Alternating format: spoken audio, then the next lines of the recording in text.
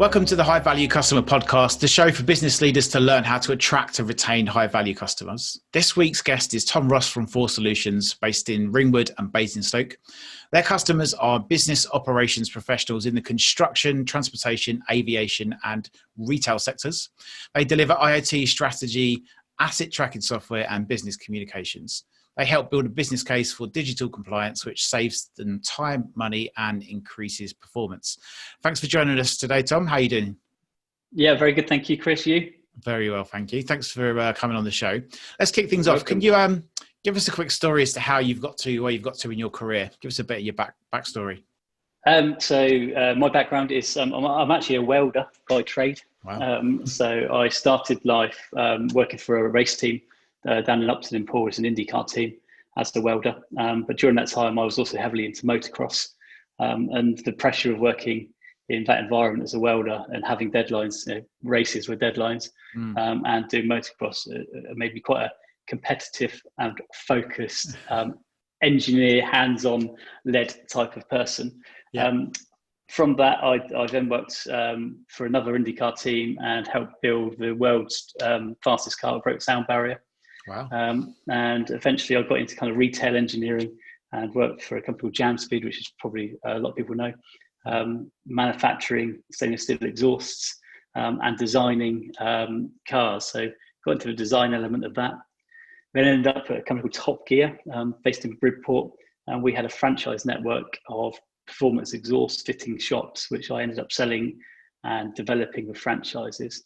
But during this whole time, my dad was a Dale Carnegie instructor and had the UK franchise for about 35 years. So I'd grown up with Dale Carnegie.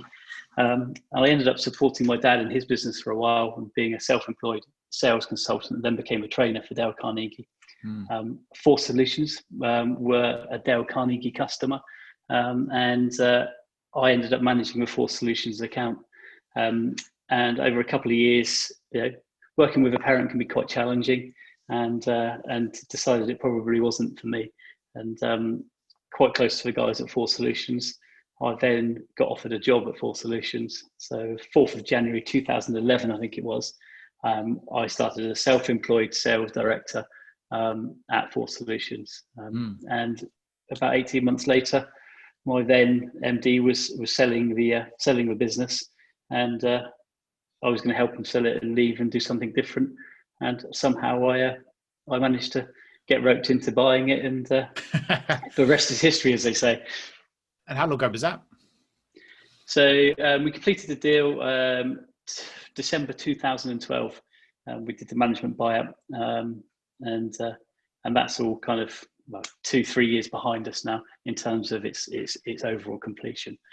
And if you was to go through that process again, what tips would you what do you wish you knew? Like if you was, someone else was thinking about buying out doing a management buyout, what did you learn in that situation? Oh, that's $1 million question, and I'll try to keep it as short and as relevant as possible. I think every figure you see, half it. Take the rose-coloured glasses off. Don't live the dream. Be really, really critical of what it is you're looking at. Turn over every stone, and don't listen to the end goal. Make your own decisions. So I think if anyone was going through that process, I'd be much more into the detail and really know what it is you're buying.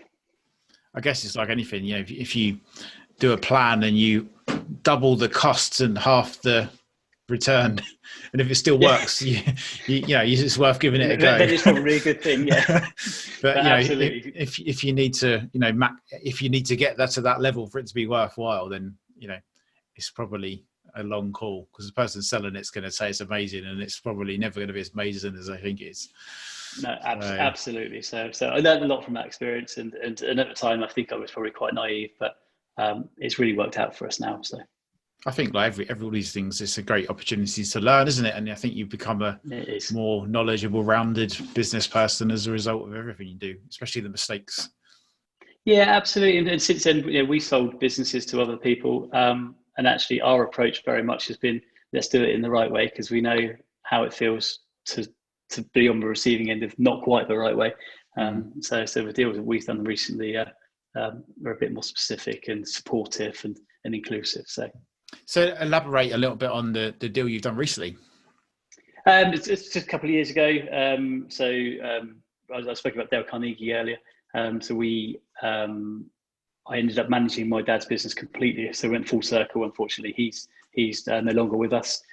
So I ended up back in that business, and then we did a management buyout with the team then, which had bought a business from the family and continued that business. Very much, we're still involved with the guys. We have a monthly meeting. We're very supportive, and we do everything we can to help that business succeed. Oh, brilliant. So you've got a couple under your belt now. Yeah, indeed. Yeah. So let's get back to Foresolutions. Yes. Tell me a little bit about who your ideal customer is. Who's a 10 out of 10 customer for you you'd love to do business with them, and they'd love to be doing business with you? Yeah. So our key customers are generally business professionals or business operations professionals. Sectors, the sectors we aim for, construction, aviation, retail, and transportation, although we do deliver to just about every sector. And actually the key thing for me is we'd like to do business with customers that really have a buy-in and a focus on using the technology. We want to make technology easier for businesses and people to use. And our key customer is somebody that's absolutely bought into that process and wants to work with us to find the best possible solution for their business. It's quite easy to, we can sell stuff off the shelf. We can do transactional business, and we do quite a lot of that. But the people we really want to do businesses is people that want to grow with us and on a project basis. So were you totally clear on the ideal customer? I normally say when you started the business, but in your case, perhaps either when you joined the company or when you bought it, or is who your ideal customer kind of evolved over the sort of years that you've been doing it?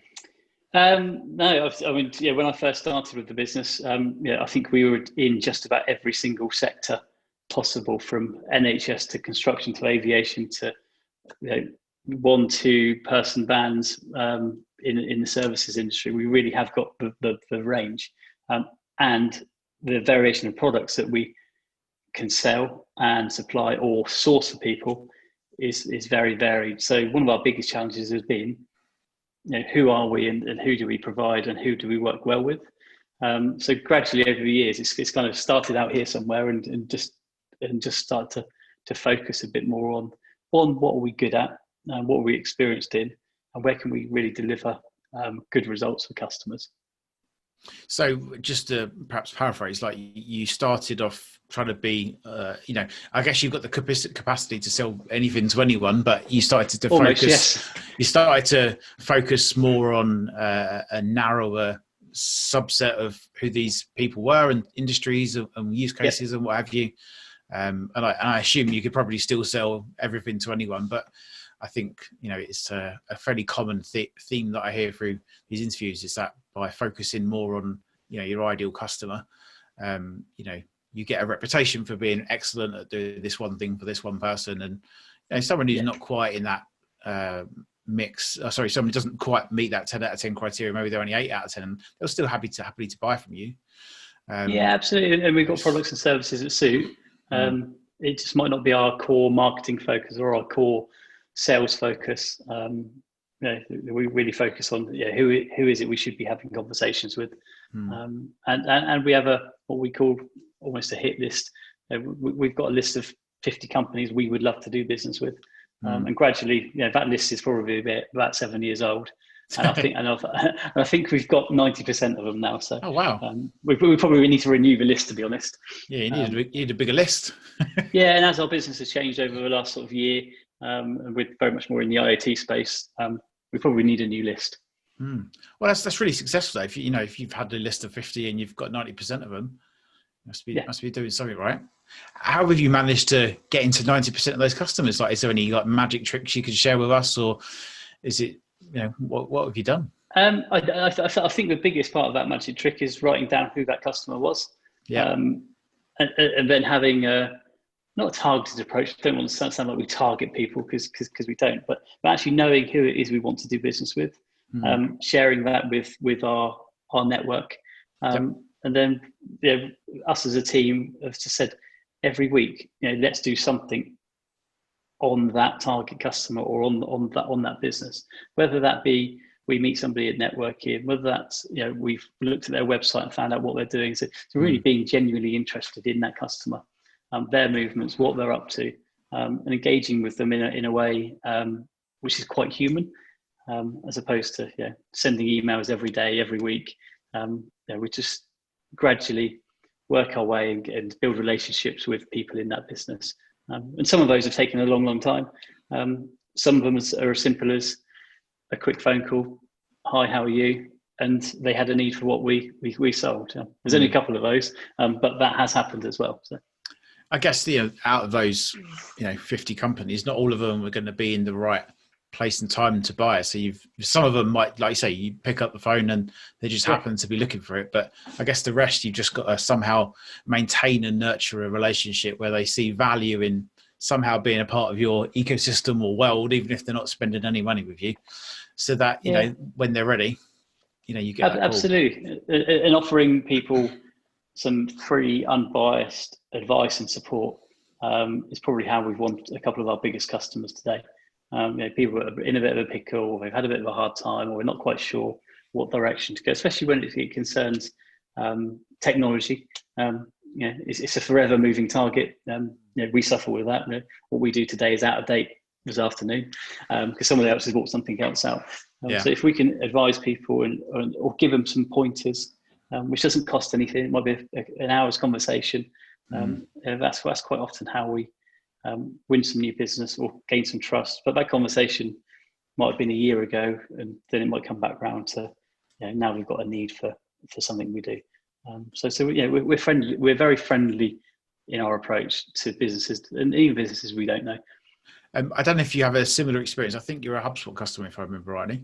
Indeed. I had a sort of experience with HubSpot where I kind of consumed all of their content and insight and knowledge and whatever for probably, I don't know, a good 5 years before I was in a position to actually buy it.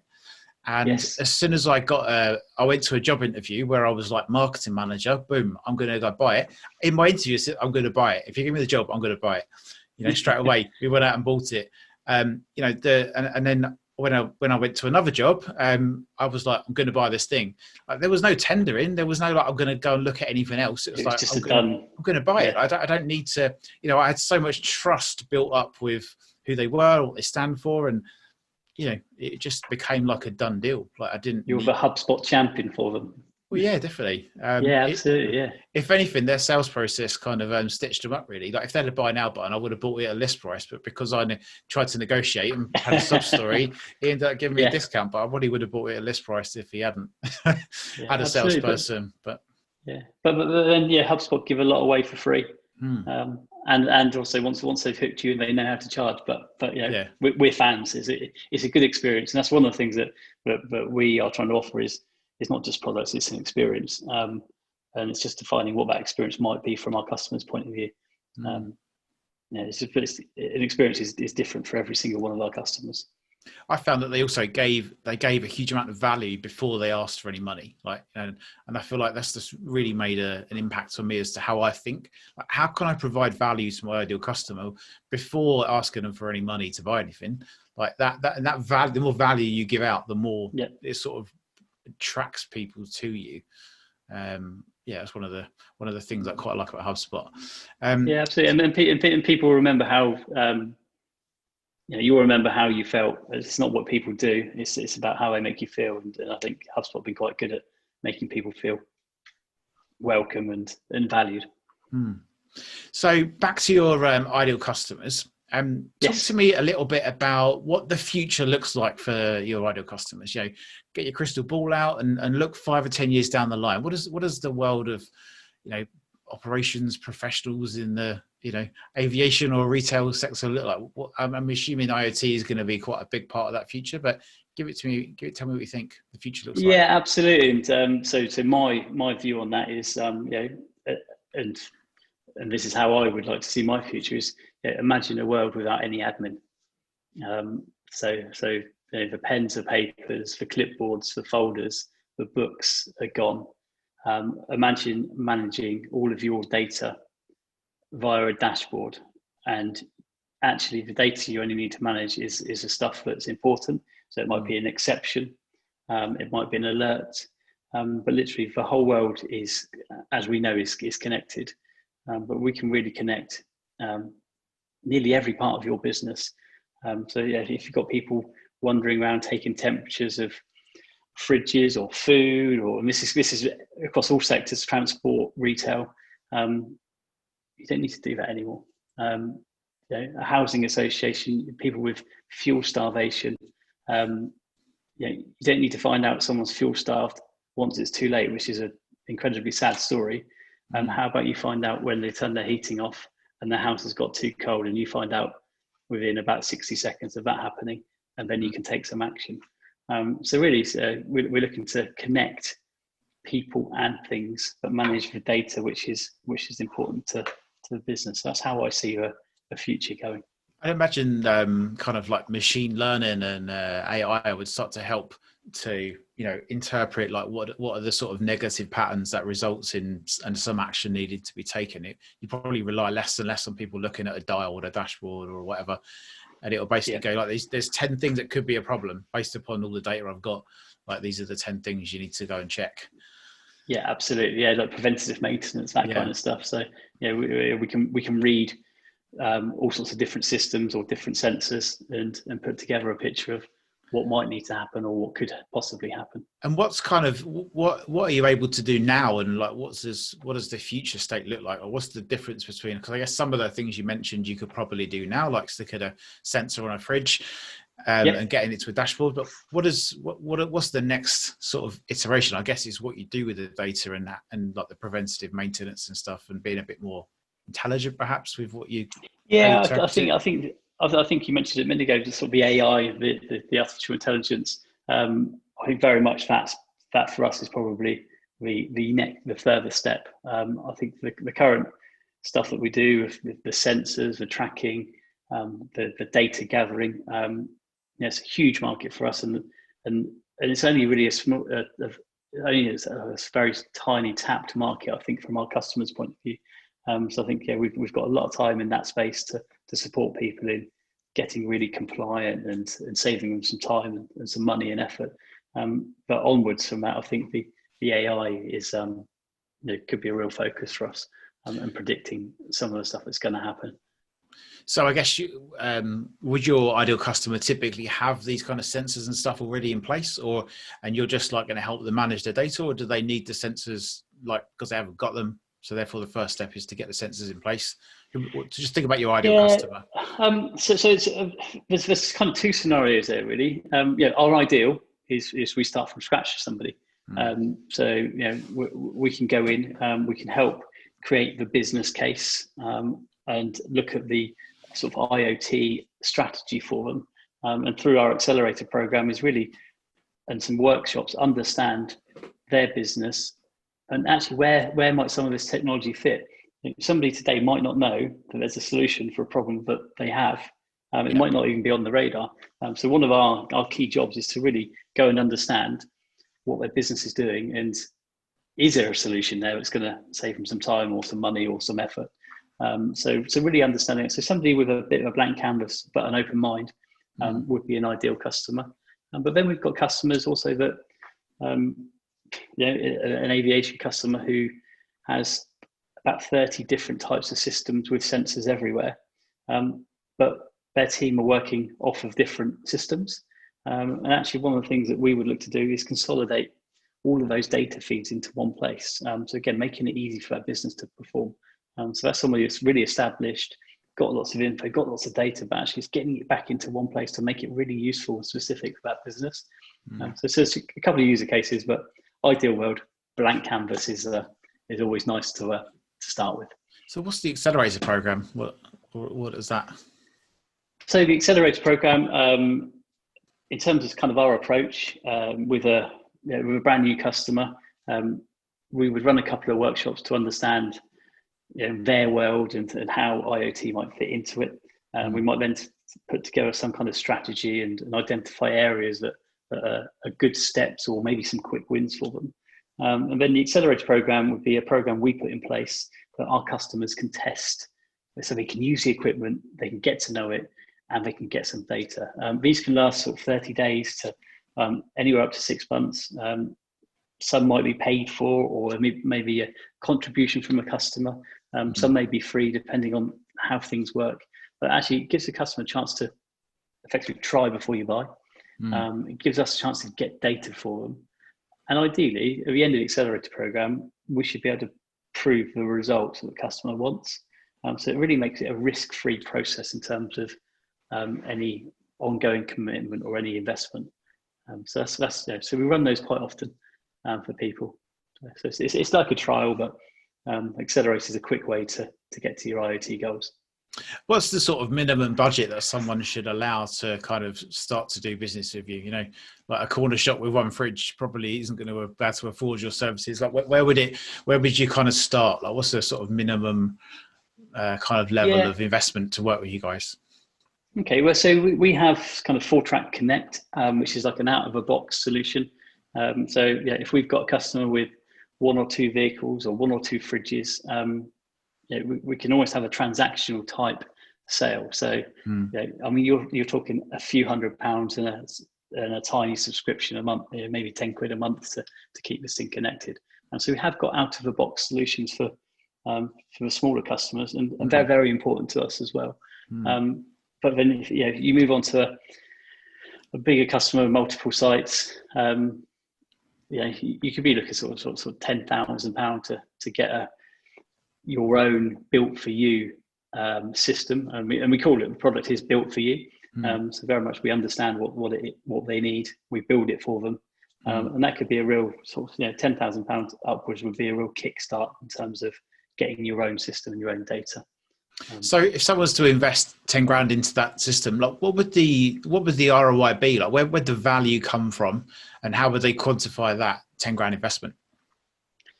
Yeah, so and again, all this would be worked out in part of the workshops and the accelerator, and very much it would be documented before we kind of got into it. So we'd have some idea of that.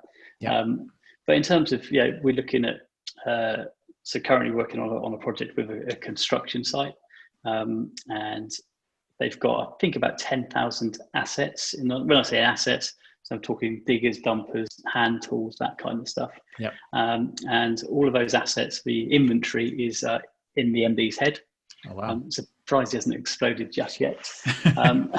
And they lose this stuff.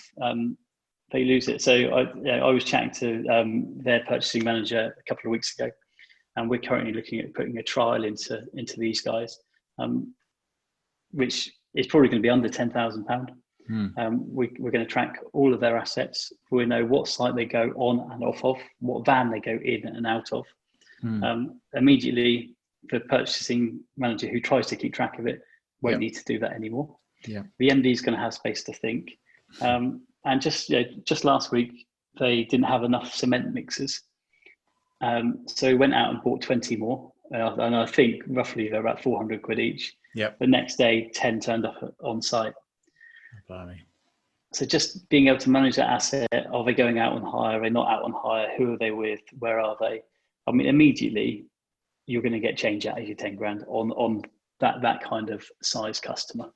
And what sort of value of asset does it start off with? Would you stick one on a screwdriver, or would it have to be a drill that's worth a couple hundred quid? Like, where would you start? I think once you've got a system in place to track an asset is relatively cheap. You could be up to a couple of pounds a month. So it's not terribly expensive. So I suppose there just needs to be a bit of a way off between what's the asset worth and how much it costs to locate it. But it's not just about location. It's, does that asset go out on hire? Have we charged for it properly? Has it come back? Can we get it? And utilization, have we used it for 365 days of the year, or have we only used it for 10? Do we need any more? So it's much bigger than dots on maps and tracking. It's really about helping manage the business. Yeah, maybe we don't need 20 cement mixers. We only need 15 because You know, We just need to use them a bit smarter. apart from one day a year, we don't need 20. So we could just hire them for one day a year, and we could have 15 in stock or whatever, you know. Absolutely. And that's the kind of data that is very difficult to visualize or write down. But from getting some history and having that information coming through, those are the types of things you can manage. That might be a bit of data that you want reporting to your business. What's the utilization of my cement mixers? So when's my pinch points? So as someone who doesn't know much about your world, I can sort of visualize two ways of tracking things. Like you've got a barcode, a sticker you stick on something, or you'd have like some kind of, I don't know, like smartphone chip that tracks it anywhere in the world or whatever. I guess, is that kind of how it works, or have I oversimplified it? So there's various ways of doing it, but effective. One thing we don't do is through barcodes, because there's a manual intervention there to start scanning stuff. So we would use Bluetooth tags. So very much, your phone's got Bluetooth. It'd be a really small round tag, about the size of a 50p or £2 coin, which would stick on. They're waterproof, they're weatherproof, that kind of stuff. Or we might stick a very small tracking device on there which has GPS and GSM, so it has a SIM card in there effectively, or it might have some Wi-Fi in there as well. So we can use lots of technologies to track location and then get the information back to effectively the website, which will give you the data. So I guess it depends on the value of the object and how much you would invest on, either the 50p Bluetooth thing or the, I guess something with a SIM card in costs more money. So it's sort of, it does. It's if there's an investment conversation to be had, but actually also it's a lot to do with the environment, and numbers as well. So where is it you're located? Are you indoors? Are you outdoors?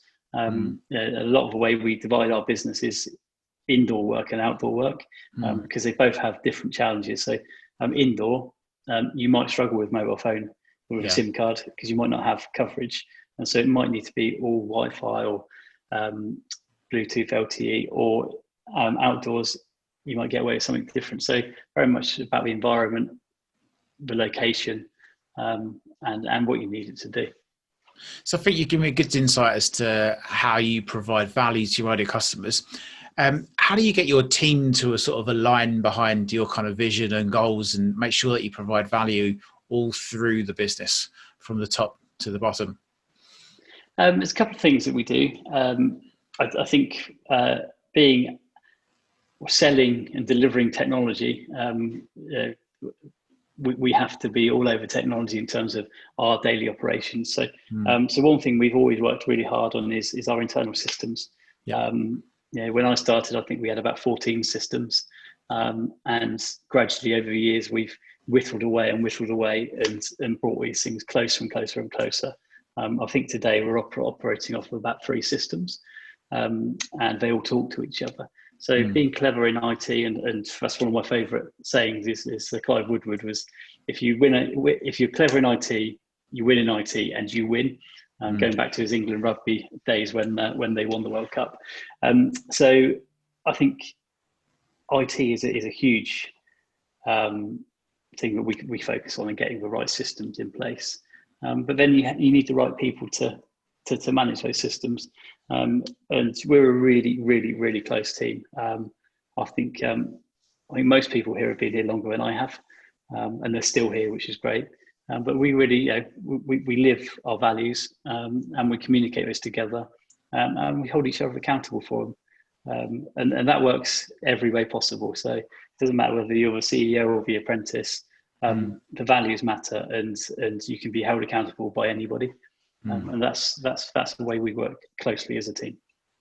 What are those internal systems that you've got down to 3? Is there anything that you could recommend to other businesses? Or well, one that you'll love is HubSpot. Yeah. We're a big fan of that, and you know why. And actually, we've really integrated that. We use it for our service desk, our ticketing, our quotes. So HubSpot, and every day. We have a quick 5-minute meeting as a team, and HubSpot is the core of that meeting. So HubSpot's probably the biggest thing for us. We link that to Xero for our accounting. and invoicing. Then actually the last system we have is something that we built ourselves. We've got a few clever people behind us that can build IoT and systems. We couldn't find an inventory system, an ERP that did everything we wanted. So actually we built our own about 2.5 years ago. We started that project and finished it 1st of March this year. And we built it in a Microsoft environment. And that does all of our back office stuff and links with Xero, and it links with HubSpot. Oh, brilliant. So those are the 3 systems. Yeah. If I could have found something off the shelf, absolutely. Yeah, that's one of the things that we're quite keen on as well, is buying stuff off the shelf, not customizing stuff. But that's it wasn't available. So the investment that you've made into that third thing, whatever you call it, do you think that's something that you could see, something that you sell to other people, or is it so custom to you that it's not any good to anyone else, or do you see that as a potential? Yeah, I think business or Yeah, maybe not another business, but I think it's quite custom to our world. And the core focus, which we'll probably come on to, is we used to have a lot of dealers and resellers that resold our products. Yeah, we're about to launch a new distribution and reseller channel. That's due to go live hopefully next month. And part of that is the system that we use. I think we're going to try and adopt that through our resellers. So things like, we do monthly recurring billing. So every tracker might have a SIM card, or at least it's a connection, and we charge per connection. We've got probably, 15,000 connections on our books at the moment, and we have to bill for each one of those separately each month. Yeah. And a customer might cancel 10 and put 10 more on and change during the month. Managing that was our biggest challenge. So actually one of the things we might do is pass that system, or a copy of that system, onto our resellers and our dealers and our distributor, so they don't have that headache of trying to manage the recurring connections and the charges. I mean, whether you charge for it or not, I don't know, but it sounds like a very valuable service that you provide, because I'm assuming that there are other places to buy the things that you're talking about, and if you provide something which one of your competitive advantages could be that there's this amazing management bit of software that does all of these things that you won't get from Bob down the road. Like potentially there's a quite a strong differentiating value proposition between you and the next guy if whether systems. Yeah, whether you pay for it or whether they pay for it or not, I don't know. But ultimately, like if you can help them to manage their business better, on top of supplying the widgets and the bit of software, then and maybe that's a bit like HubSpot, and it's delivering value for people, and it's hopefully making our customers sticky to us in terms of it's working. If they can invoice their customers, they get paid for it. Maybe that's just part of the value add. Because we are in a competitive world. I mean, at the sort of hardware end of your business, like, is that more like, I don't know if transactional is the right word, but like it's a bit more like, well, I could buy this little thing from you for X, or I could buy it from him for X, and it's the same thing. Yes. So in terms of hardware, across our whole business, whether it's the radio communications or the mobile phones or the tracking the IoT side, we buy best breed hardware. So we're not a hardware manufacturer. We haven't tried to be. Kind of like to be, but that's a whole new world for us. So we integrate our software and solutions and repackage hardware. So I could sell you a radio tomorrow. You could go and buy it from somebody else. But actually, what is it we can do to make you want to buy it from us? And that might be the advice we give, the end solution, the way we package it. So in terms of hardware, it is competitive. And when you're in the IoT and tracking world, very much, the hardware is a widget, it's a black box, and we try not to talk about those with our customers, because actually what they want is the software. And in fact, they don't even want the software; they just want to know the thing that they want to know. And it's whether that is that bit of data, whether it's a positive bit of data or a negative bit of data. That's all they really need to know. We've got customers that don't log on to the system. They just get sent an alert of some sort, whether it's text message, email, whatever it might be, or a feed to say, this is the data you wanted today. Yeah. If they're logging on looking at it every day, maybe it's not being thought through properly. I guess if someone, trusts you as an organization, it doesn't really matter what that box is. If you promise them something's going to happen, then it's on your head whether it's the right box or not. And I think absolutely. somebody who just wants to buy the box probably isn't your ideal customer anyway, I would have thought. No. I mean, there is the quick out of box stuff, but with our hardware, most of our hardware, we offer lifetime guarantees or warranties with it. We offer rental, which means you can hire stuff from us. It's always our problem, not your problem. It's just various ways of packaging it. And we promise our customers, we have money back guarantees, we have a lifetime guarantees, we have flexible contracts. We have those promises that we absolutely live by. So moving on to our next question is kind of like what you've learned over the years that you've been in business, and perhaps a fictitious scenario. Imagine you had a meeting with a young Tom, fresh out of, I don't know, university or school or college, depends on how far you want to go back. But if you had a meeting with young Tom, what would you tell him that you've learned and that might be advantageous to have known 20 years ago? I think if I had a meeting with the young Tom, I would tell him to employ much smarter people than himself, which isn't difficult, to be honest. But actually, get some really clever people on board, and really think outside. It's a bit of a cliche, think outside of the box, but think further ahead than everybody else. So that would be one of the key things that I would focus on if I was to do it again. Which leads us quite well into our next question, which is around the plans that you have for the future of your business. Like, obviously, don't disclose anything you don't want to have into the public domain. This might not be listened to by a million people, but your competitors might want to have a listen. Absolutely. What's your plans for the future of your business? Oh, do you know, as a business, we've been, over the last sort of 7 years, it's been myself and my co-director Nathan, and we've done okay. We haven't had massive growth, but we've had some growth, and we've done an awful lot of shaping our foundation and building the base of something really positive. And we've built a really, really good team here. And in the last few months, we've now merged or bought another business, and we've brought in some really smart people, which is very much where the IoT side of the business has come from. So we're joined by a company was called Asset Fusion, which is now going to be one of our brands. And together, we've probably doubled the size of our business in terms of our people, and our potential is now. Well, I actually don't know how big it is at the moment. I'm still trying to get my head around it because we've got this new team of directors. If you'd asked me a year ago, where do you want to be? I'll probably be like, we want to be turning over 10 million. In the next 5 years, I don't think 30 million is enough. So we really want to grow, but actually we want to make a difference to people. I want to rid the world of admin. As a bit of a personal quest, I can't stand pens, I can't stand paper, and I can't stand admin. And if I could help other businesses do that, save money, and improve their safety, have a bit of fun on the way, then that's something that we really want to do.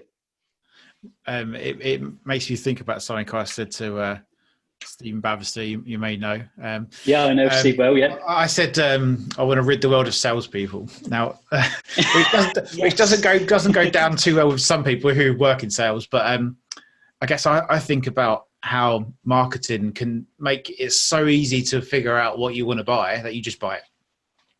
And I feel like a salesperson sort of fill in the gap between what the company tells you and what you need to know. And the salesperson is just like trying to interpret needs and the product.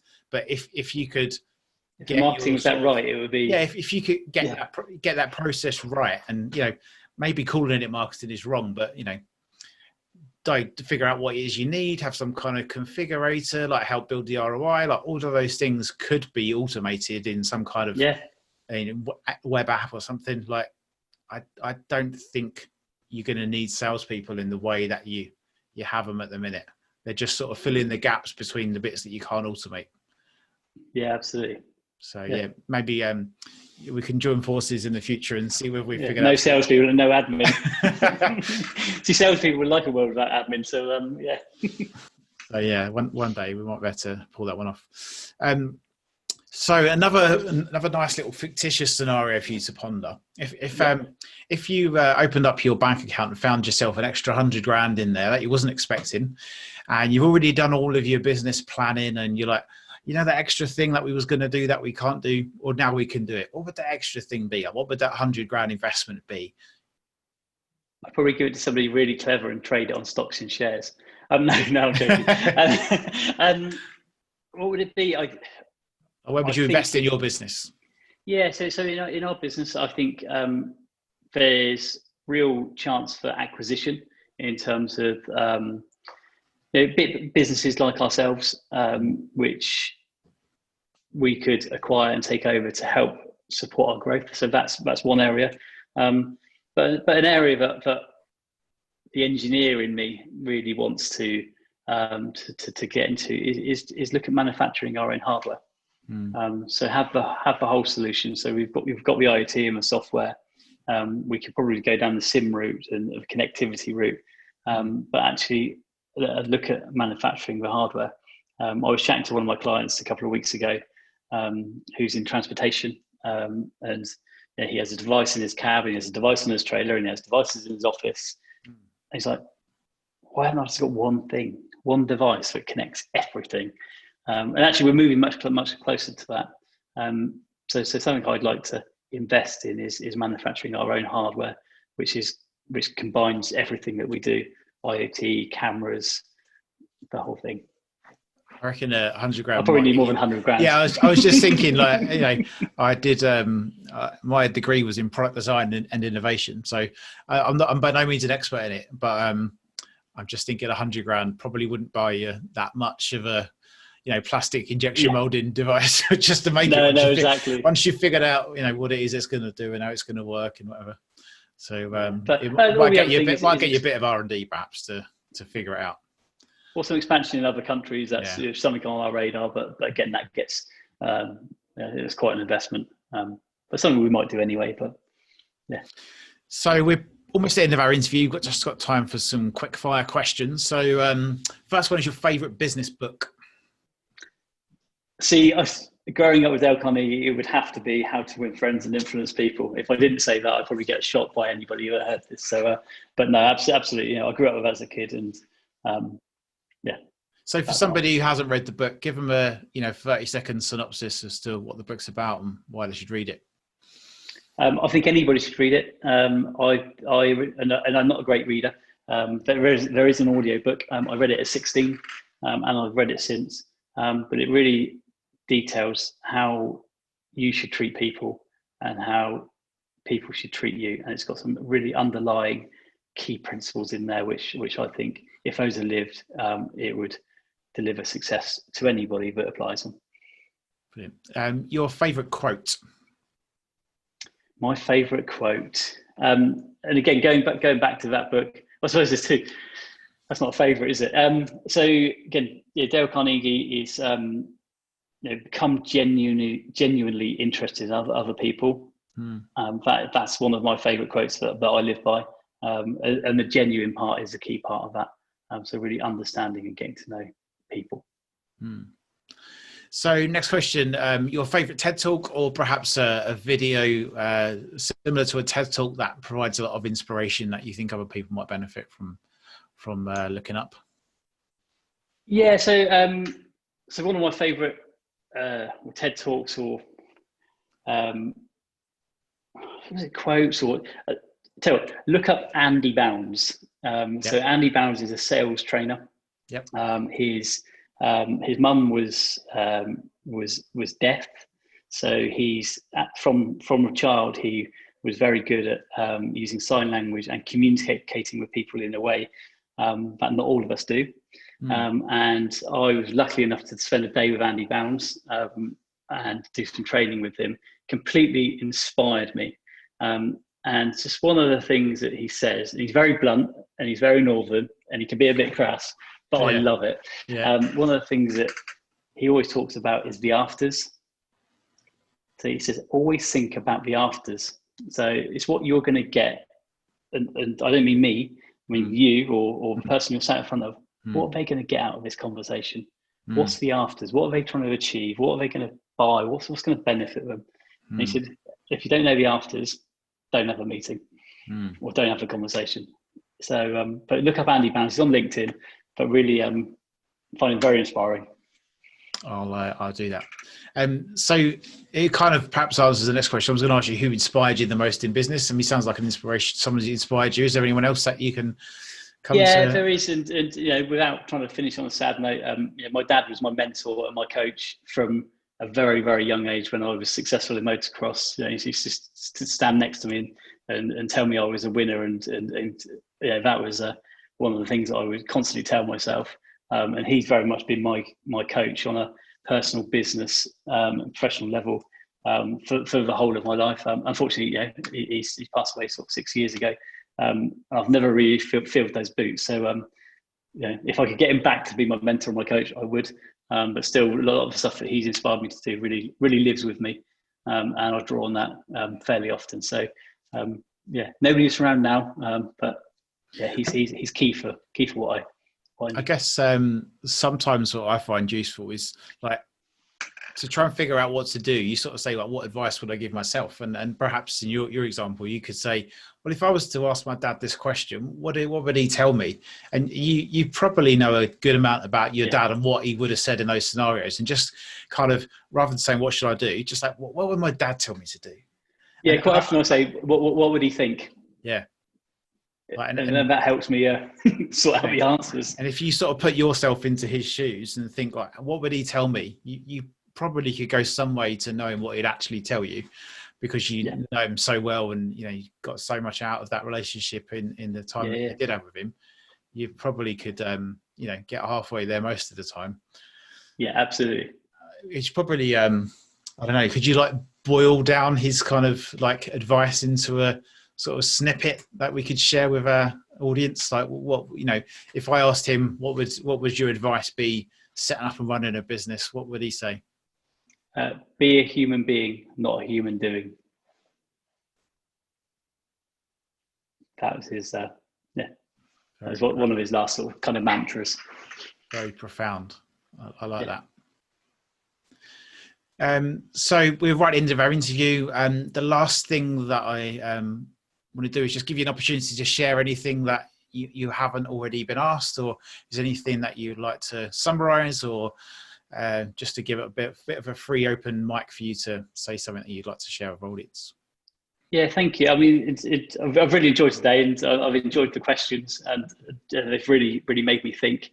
And in terms of having a bit of an open mic, we're looking to expand our business. We're looking for dealers, resellers, new customers, new relationships, new partners and suppliers. Suppliers are key to us.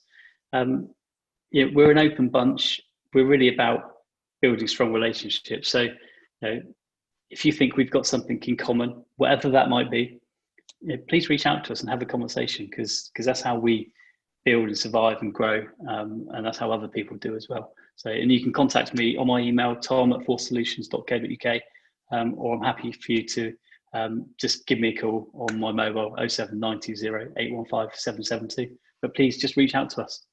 Maybe you can share this podcast with a couple of those people, and hopefully they'll get to the end to hear your phone number to give you a call. Yeah, absolutely. Good stuff. Well, thanks very much for your time today, Tom, and I look forward to catching up with you again soon. You're welcome. Thanks, Chris. Thanks for your time.